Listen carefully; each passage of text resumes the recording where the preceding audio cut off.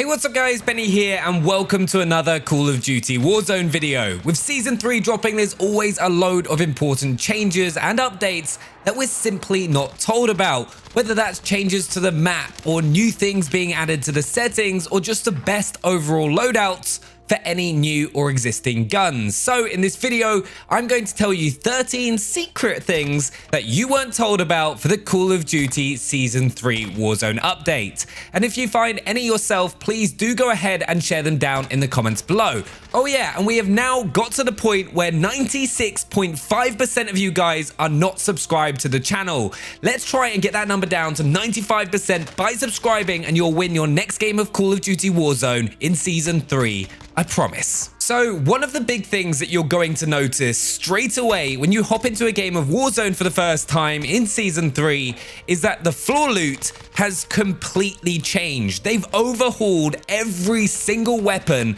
and added a whole load of new variants and weapon types to find around the map. Sadly, this means no more grabbing the MP7 the second you land, but from what I've played already, there's a well-balanced selection of weapons to find, from M4s to Odins and MP5s. But what this does mean is that you'll need to change how you approach the start of each game until you get used to the weapons that you have available to you, until you can get that all-important loadout drop in Season 3. I have to say that the guns are overall a lot more usable and fun to use than just having a load of scars and M13s with no attachments, especially for those players that are new to Call of Duty thanks to Warzone being free to play. It's a great chance to try out a whole load of different weapons and builds to see what you like best. But the next important change to Call of Duty for Season 3 is that the loadout drop now costs a bit more money and is $10,000 rather than $8,500. And one of the reasons they've done this is because of quads. It's a bit easier to be able to get a large amount of money together when completing contracts to buy that loadout drop. However, one of the big oversights with this update is that it still costs $10,000 in solos, which makes getting your loadout incredibly difficult, especially when coming back from the gulag. I really feel like they need to make loadouts scale depending on the amount of players in your squad. Let me know if you agree or disagree down in the comments below. Another cool little thing that I noticed when playing Warzone Season 3 is that when you go to res one of your teammates now and are either standing or crouching, you'll keep your weapon out rather than putting it away, which means you can be a little bit faster to react when you get jumped by an opposing team whilst you're rezzing. Now, don't get me wrong, it's a small update, but it's definitely one you're going to appreciate in those situations and may also make it more worthwhile to go for those risky clutch revives on your teammates, which previously you just wouldn't risk trying to complete, as if an enemy player rushed you, you'd be guaranteed to lose the gunfight and just be knocked out of the game completely. Another really cool addition for Warzone Season 3 is that markers have been added to your HUD to tell you the distance that your teammates are away from you. This is going to be incredibly helpful if you're one of those players that likes to stray away from your team because you get caught up looting or just a little bit more careful than other players, or you're just one of those full gun-ho sort of players that just likes to endlessly charge at the enemies and try and rack up as many kills as you possibly can. Either way, this is going to be really helpful in a lot of situations. In gunfights, you can figure out how best to support your team, which in the end, if used properly, is going to help you win a lot more games of Warzone. Now, they've also made a few changes to the kill cam. Before, if you were killed, you would just get sent to the gulag and not be able to watch the kill cam. Now you can, and there's some really useful information that you get from doing this that could potentially help the rest of your team that are still alive. When you get taken out and watch the kill cam, you can see the same teammate markers for the opposing team, so you can then tell how many players that squad has and roughly where they are. You'll of course have to be quick, but that kind of information can be absolutely game-changing in those intense gunfights and could change the tide for your team. Plus, being able to see every kill cam is pretty cool, especially in those situations where you have no idea how you actually managed to get killed. Now, with the launch of Warzone Season 3, we also got to see 2 new guns added into the game, the SKS Marksman Rifle and the Renetti Pistol. Now, I personally think the SKS is a really exciting addition for Warzone players, just because a lot of gunfights tend to happen at those medium to long range distances, and the SKS just shreds, but there are a couple of things to be aware of with the gun that you won't have been told about. Firstly, the iron sight is horrible. This is definitely a gun that you'll want to use an optic with. It also plays as a sort of hybrid between a sniper, similar to the stopping power of the Dragunov, but also a high fire rate assault rifle like the FAL, but definitely has more stopping power. A quick double tap to the head will take down an opponent, even if they're fully armored.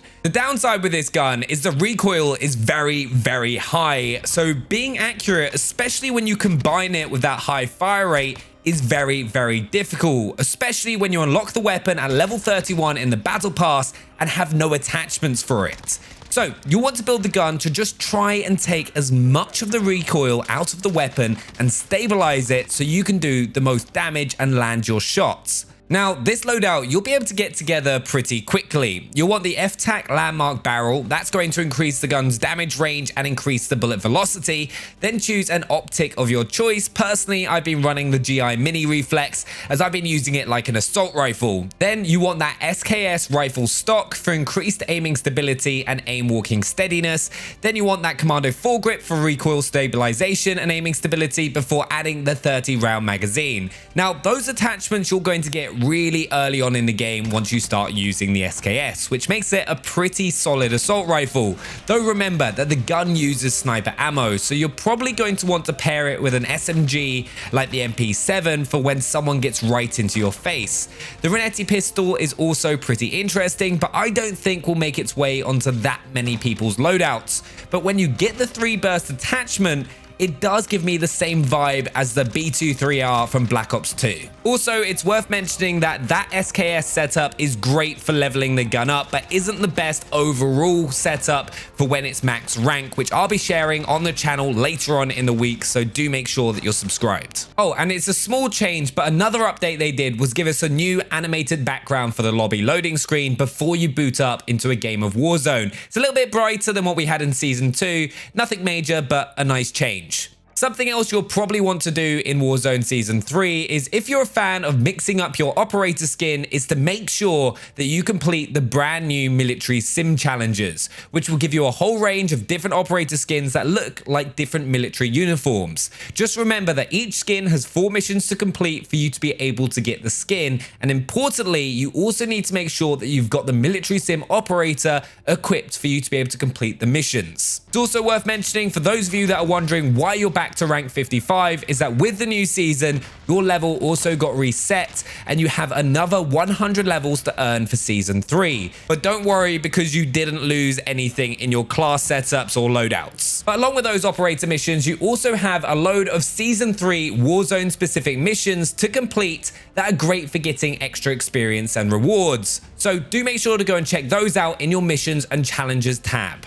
Another update that wasn't really shouted about for Warzone Season 3 was the increase in player count for quads. Sadly, it wasn't the extra 50 that I was expecting, but there are now 152 players a game to make sure that every team has that full squad of 4. One thing to mention is quads is hectic. I've played a load of games and got a couple of wins in the mode already, and it's constant fast-paced action all the time. Having that extra player to support you in gunfights and also pull off reses just makes every fight that little bit more chaotic and intense, especially towards those final circles when more teams start to pile into gunfights. So you might want to consider running the EOD perk over Cold-Blooded, as there was a lot of explosions going off in my play session, I'm not gonna lie. It's also worth mentioning that trios is sadly no longer an option, and you either have to choose between playing Warzone quads or Warzone solos. This has probably been done not to split the player base too much, but nonetheless, I thought I'd mention it. The other update for Season 3 was, of course, vehicle skins being added into the game. And for those of you that were wondering how they're going to work, well, once you've unlocked them in the Season 3 Battle Pass and selected your skin, when you first enter a vehicle in a game of Warzone, the car, jeep, helicopter, whatever it may be, will change to your selected skin, so you'll definitely know which vehicle is yours. Another change to Warzone Season 3 is with the leaderboards. They've actually removed the lost stat that was under your wins within Warzone and instead replaced it with top 10s. This will help you to see what part of the game you're struggling with, whether it's start of the game or end game, and see if you're failing to convert your top 10 squad situations to wins. Personally, I would love them to add a load of different filters to the leaderboards, including a weekly leaderboard, just so you can see your improvement week on week and try to claim that #1 spot for the week, just like they did in Black Ops 2. Also in this update, they fixed a load of bugs, including that one where vehicles could kill you without actually hitting you, and a load of other exploits and bugs as well, including that one-shot headshot EBR from the Season 2 Battle Pass, which was, quite frankly, ridiculous. But there we have it, 13 secret-ish updates that weren't talked about that much for Warzone Season 3. Personally, I'm really excited for this season and love the addition of quads. It's just so hectic and so much fun.